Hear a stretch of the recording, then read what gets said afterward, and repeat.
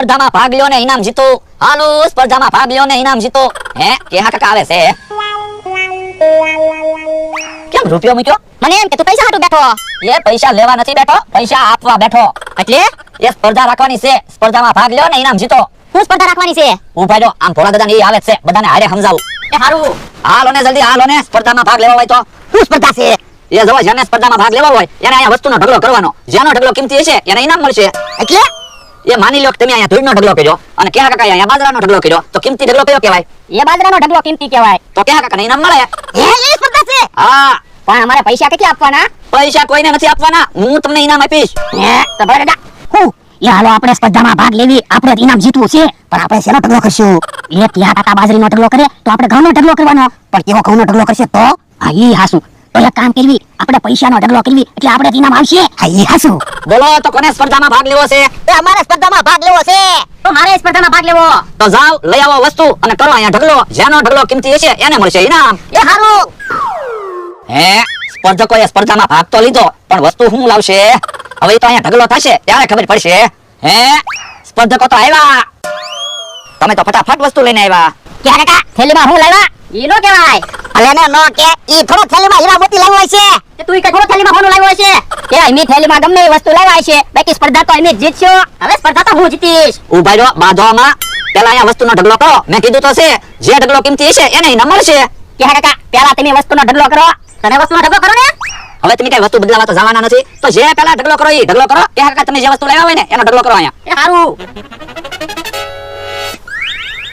હે ઘઉં લાવ્યા કે કાકા?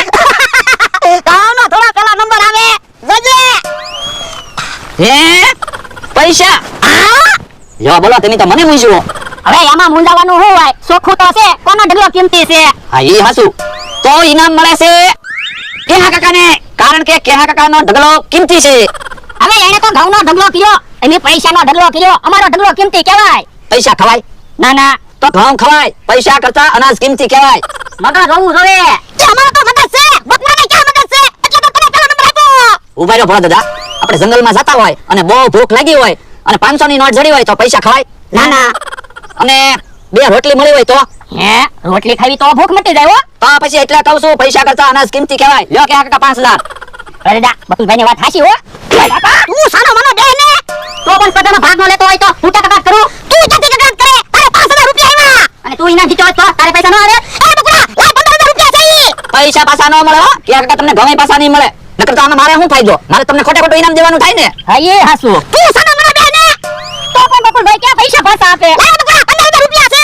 15000 રૂપિયા હોય કે 5 રૂપિયા હોય, તમે સ્પર્ધા જીત્યા હોત તો હું તમને 5000 આપે. એટલો બધો કકડાટ હું કરે? અરે પૈસા પાછા લાય. અરે સાનો માનો બે પૈસા મારા છે. લ્યો બોલો 5000 રૂપિયા આવ્યા કે તો ભોળા દાદાની મસ્તી કરવા મિયા. કા ભોળા દાદા? હાલ તો મારી હાલ તો.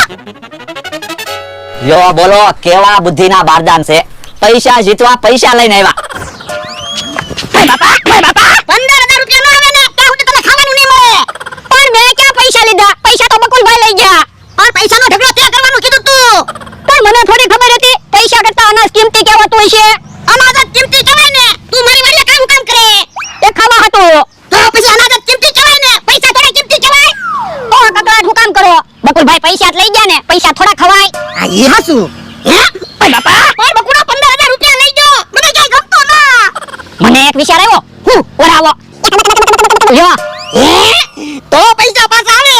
તો જાવ પેલા કેહા કાકાને બોલાવી આવો. પેલા કેહા કાકા પાસેથી પૈસા લઈ લેવી, પછી બકુલભાઈ પાસેથી પૈસા પાછા લઈ લેવી. એ હારું.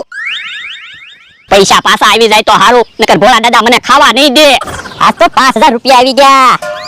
હે ઓ કેમ આ બાજુ આવે? ઈ કે આપણે સત્ય ને શું કામ છે? એ હાલો રમત રમવા. ક્યાં? મારી વાડીએ એવી રમત ગોઠવી. ના રે ના, મારે કાઈ રમત રમવા નથી આવવું. હે તો મારી વાડીએથી કોઈ દી હાલતો નહીં. હે એ હાલો હાલ આવું.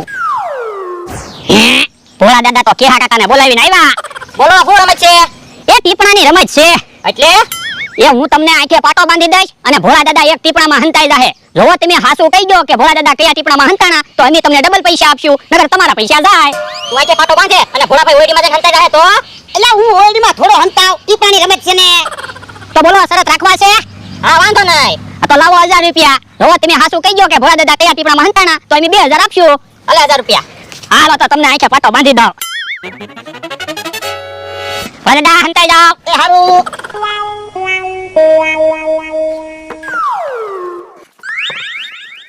હાલો હવે કહી ગયો ભોળા દાદા કયા ટીપણામાં છે? એ વસલા ટીપણામાં. હે જોવો તો છે વસલા ટીપણામાં?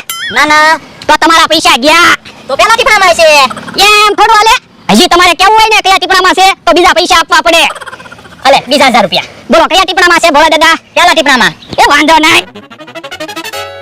જોવો તો ભોળા દાદા છે આ ટીપણામાં? ના ના. તો તમારા પૈસા ગયા. હજી મારે શરત રાખવા છે. અલે 1000 રૂપિયા.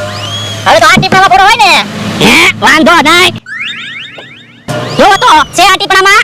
હે ઓય બાપા ઓ ઓઈડીમાં હંતાઈ ગયેલો છે. એક ટીપણામાં નથી. એ ઓઈડીમાં નથી હંતાણા. ઈ ટીપણામાં હંતાણા હો. તો તમે ત્રણ ટીપણા જોયા ભોળો હોય નહીં. તો પણ હજી 2000 રૂપિયા આપો. જો તમે ભોળા દાદા ટીપણામાં ન હોય ને તો એની 4000 આપશું. વાંધો નહીં. અરે 2000 રૂપિયા. જોયો અમને ભોળા દાદા ટીપણામાં હંતાણેલા હોય કે નહીં?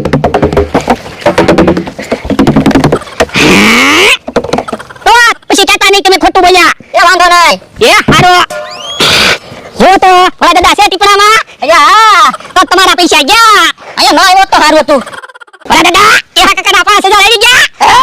હવે બકુલભાઈ બાકી રહ્યા. હા હવે બકુડા આવવા દે. હે આજ તો હરખમાં આવશો ને 5000 આવ્યા એટલે. ઘોડાની 5000 રૂપિયા લઈ ગયા. કેમ? ઈવડા એને ટીપણાની રમત રાખી. એવું રમત રમાઈ જો ત્યાં તો ઘોડો ટીપણામાંથી ગાયબ થઈ જાય. હવે ઈ થોડા જાદુગર છે જે ટીપણામાંથી ગાયબ થઈ જાય. હા શું કહો? રમત શું છે ઈ મને સમજાવો તો. એ ત્રણ ટીપણા છે. ઘોડો ગમે એક ટીપણામાં હંતાઈ જાય અને એનો મને આંખે પાટો બાંધી દે. પછી આપણે કહેવાનું કયા ટીપણામાં ઘોડો હંતાણો ઈ. કોઈ વાંધો નહીં, તમે મારી હારે હાલો, હું તમને 500 રૂપિયા આપીશ. મને આંખે પાટો બાંધે ને એટલે તમારે ધ્યાન રાખવાની ભોળા દાદા કયા ટીપણામાં હંતાઈ. પછી તમારે મને ઈશારાથી કહી દેવાનું. વાંધો નહીં. જો આ બાજુના ટીપણામાં હંતાણેલા હોય તો આ છે માથું ખંજવાળવાનું. આ બાજુના ટીપણામાં હંતાણેલા હોય તો આ છે માથું ખંજવાળવાનું. અને વચ્ચેના ટીપણામાં ભોળા દાદા હંતાણેલા હોય તો બે હાથે માથું ખંજવાળવાનું. એટલે મને ખબર પડી જાય. આ તે વાંધો નહીં. હાલો તો. કે હા કાકા તો બકુલભાઈને બોલાવીને આવ્યા. રમત રમવા આવતો હોય છે. હે બકુડા રમત રમવા આવ્યો? હા મને કે કાકાએ વાત કરી કે તમે ટીપણાની રમત ગોઠવી તો મેં બારા લઈ રમત રમવા. તે વાંધો નહીં. હાલે તો 10000 રૂપિયા 20000 તૈયાર રાખજે. હે ભોળા એટલા બધા પૈસાના શરત રાખવા છે? હા પછી મને ન કહેતા કે તને ખાવા નહીં દઉં. એ વાંધો નહીં. એ હાલો હાલો બકુલભાઈ તમારી આંખે પાટો બાંધી દઉં. એ વાંધો નહીં, આંખે પાટો બાંધી દે.